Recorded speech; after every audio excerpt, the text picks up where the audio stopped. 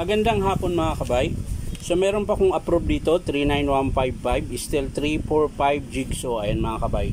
Ito po yung sinasabi ng customer na alog yung clamp. Ayan. So ito na po yung mga kabay.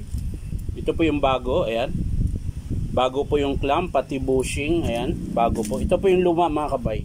Ito po yung nakakabit dito. So itong bago mga kabay, kakabit natin dito.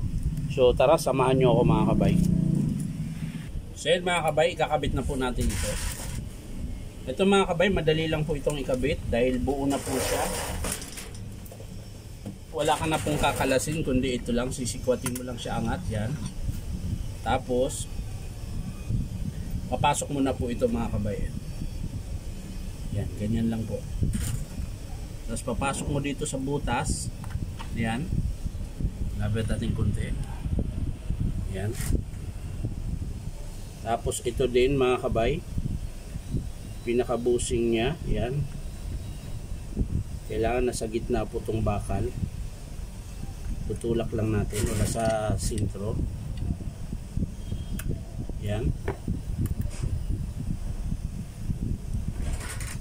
Tapos yung pinaka-pump niya mga kabay, tsaka plate, ayan, papagkasyahin nyo na lang po dyan.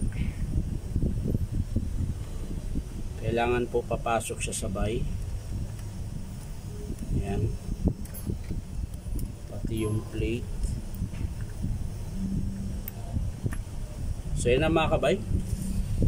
Pasok na po siya. Didiin na lang natin. Ayan. Yun. So yan na po yun mga kabay. So ayan. Wala na po siyang gaanong palag mga kabay. Tamang-tama lang po yung palag niya. Ayan. Siguro din natin yung plate na tugma. Ayan.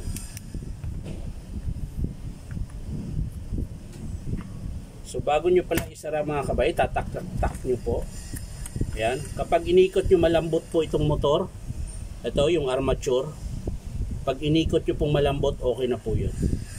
Ngayon pag sinalpak nyo ng ganyan mga kabay, tapos iikutin nyo ito, hindi siya gumagana, ibig sabihin kulang pa sa baba to. So yan, okay na po dahil malambot. Ayan. So sasara na natin mga kabay. Ito po yung takip niya.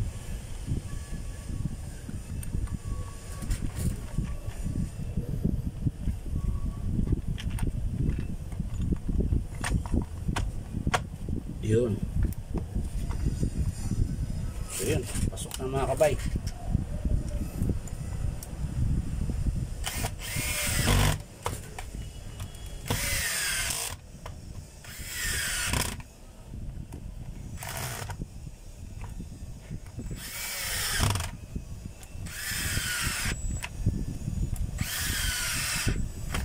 Yung battery mga kabay, palyado na.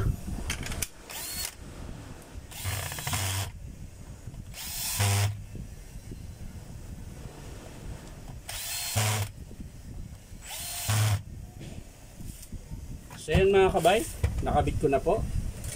So sasaksak natin para malaman natin kung okay ba siya.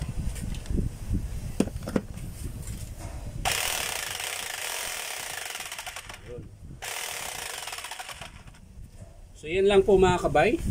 Wala na po siyang palag. Ayan. Sakto na po yung pagilid niya, wala na pong palag yan. Ito normal lang to mga kabay dahil tumutulak po siyang pag ganun. So yan lang po mga kabay ang sira. Ito po yung sangsit.